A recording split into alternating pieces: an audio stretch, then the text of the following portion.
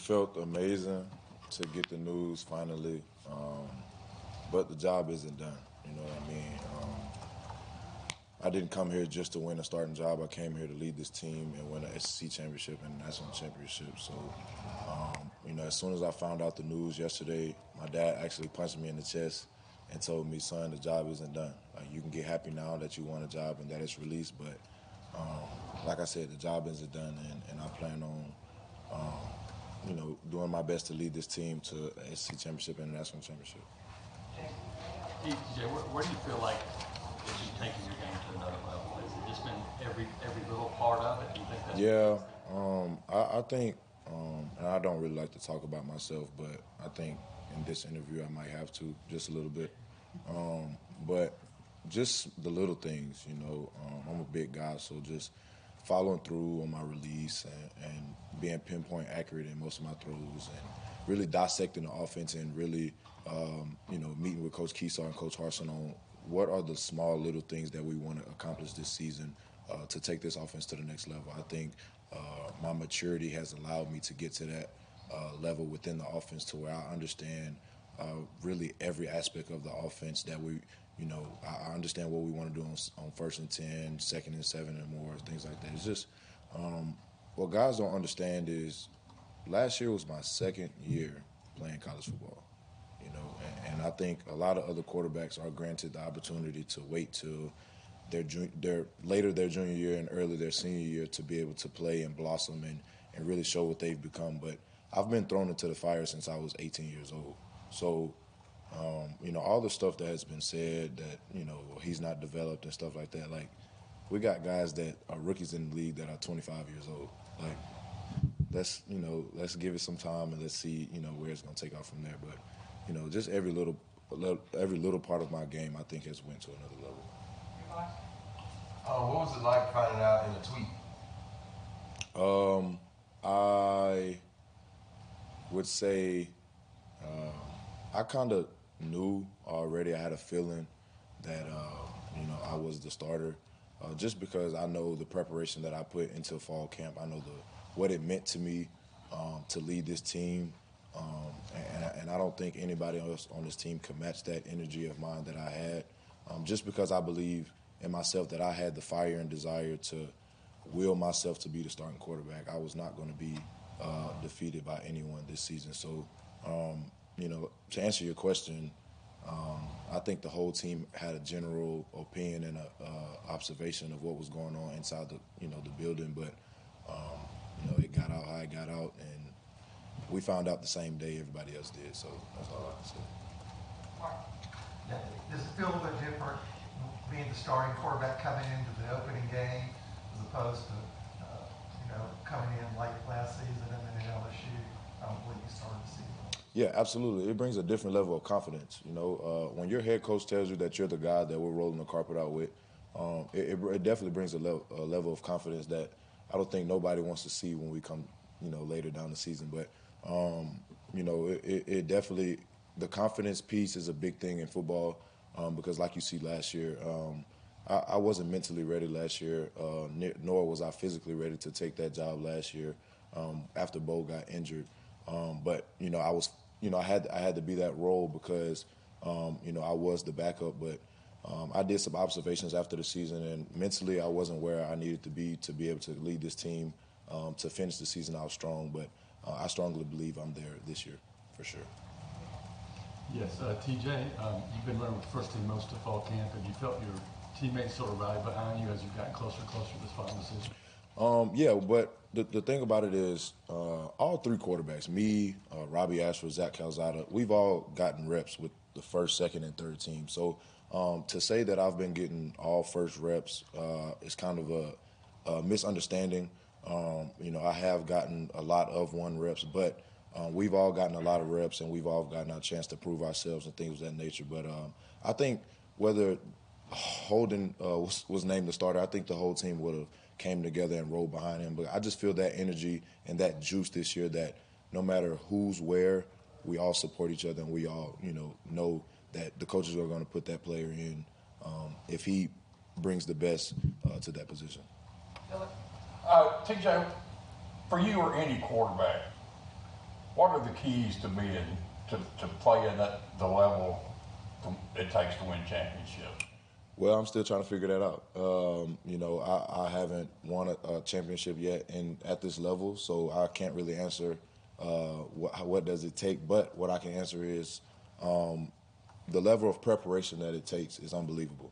The level of the hours of film that I've had to put in this spring and this fall, the hours of hard work that I had to put in this summer, I never would have imagined that I would have to work this hard just to win a starting quarterback job. So that's a start, and then hopefully after the season, when we come away with the national championship, I'll be able to answer your question. Coach Harsin said toughness was the number one thing in his mind. Yeah, of course. How do you feel? Are you the tough guy that you need to be? I believe so. I believe I can take a hit and still deliver a pass. I believe I can take some criticism on social media and still block it out and play to the best of my ability. So toughness for me hasn't been an issue. Another thing we harp on is leadership. And I think a lot of guys think that all leadership is vocal. I'm a vocal guy. I'm going to speak my mind, and not only am I vocal, but I like to lead by example. So when I'm not talking, I'm leading by example. So, you know, just those two things go hand in hand. You know, being a leader is kind of showing that you're tough, that you can handle certain things, and that you're not going to break, that you're always in the middle, no matter if we're having a great day, you want to bring everybody back down to the middle to finish the day. If we're having a bad day, you want to bring everybody up just a little bit to kind of finish that day. So I think all those aspects are right on point. TJ, you mentioned confidence. How much confidence does it bring when you talk the mental side of things, getting into a season, and then you sit down with Coach Keesaw, Coach Harsin, hey, what do you like in this situation, where you can tailor the offense to what you like, and how beneficial is that? How much confidence does that bring? It's very beneficial, and like I said, the confidence piece is one of the key things in football that a quarterback has to play with. Is confidence, because if you run out there not knowing what the offensive coordinator is about to call, not knowing what the head coach is about to call, you're in a frantic, and so when the defense throws different things at you, you're not ready for. Then it's just a lot to process. You know, within like 25 seconds. So. You know, you get the play call in with maybe 20 to 15 seconds left on the play clock. You're trying to rush to get guys set up. Then maybe your X receiver is on the wrong side, so now you got to flip him. Now you're thinking about coverages, blitzes. It's just a lot of stuff to think about. But when you put in the hours on Sunday, on Monday, Tuesday, and so forth, you kind of know what to expect from your offensive coordinator, to where you guys are picking each other's brain. Then after a series, you come to the sideline and tell the OC what you think, what you see. He's telling you what he sees, and then you just combine those. It's just unbelievable how much can happen in that process. TJ, when we've seen you out there at practice, especially on like 11-on-11 stuff, we've seen you running with it a little bit more, scrambling. Do you feel like that's part of your game that's improved a lot here this offseason? Yeah, for sure. I've dropped a lot of weight that I've been playing with for the past 2 years, and I like to call it baby weight.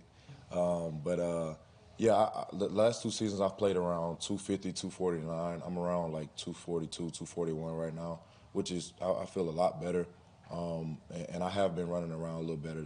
Especially I like to play with our defense because they know they can't hit me. So when they think it's a sack, I like to run around and show off my wheels a little bit. But, yeah, I think extending plays is what I focused on this offseason, because in the SEC, just going back and watching LSU in 2019, just watching the SEC championship, Joe Burrow extended so many plays to where, you know, Jamar Chase and Justin Jefferson were able to get downfield and make something happen. So, you know, it's just plays like that and little stuff like that that I like to keep focusing on to take my game to the next level. TJ, you've spoken a lot about the importance of confidence. What is your level of confidence in your receivers, and what did you see from that? Yeah, those guys are going to be spectacular this year. We have a lot of young guys that are ready to play in the SEC, and I know what it looks like. I was there for half the year in 2019 when I saw Justin Jefferson and Jamar Chase, and just the mentality that they have to not wait on the ball, to actually go up and attack the ball. It's simply amazing to be so young and to be able to do stuff like that. So those guys are going to be amazing this year. We have a lot of different guys that can play, and a lot of different guys are going to play. So I just can't wait to go out there Saturday and finally let it loose. TJ, you mentioned before that you never thought you'd have to work this hard to What does that say about, what Robbie was able to do this offseason, how much he was able to push you these last 3 weeks in particular? Yeah, and when I said that, I was just saying, like, me personally, the work I had to put into myself outside of fall camp, outside of spring ball, outside of the summer, to just get mentally ready and physically prepared to lead this football team. When those guys came in, I kind of questioned myself, like, do I even want to play football anymore? Because, a lot of guys had counted me out, and a lot of guys were like, oh, you need to quit football, go play basketball or do other things. But, I'm big on my faith in God, and God just continuously reminded me, this is for you, this is what you can do. And he kind of showed me, through bits and pieces that I went through last year that, this is for me. So, yeah, those guys push me a lot each and every day, and we push each other. And I think that's a testament to how hard Robbie has worked as well. He's a very good talent, and like I said, he's pushed me a lot.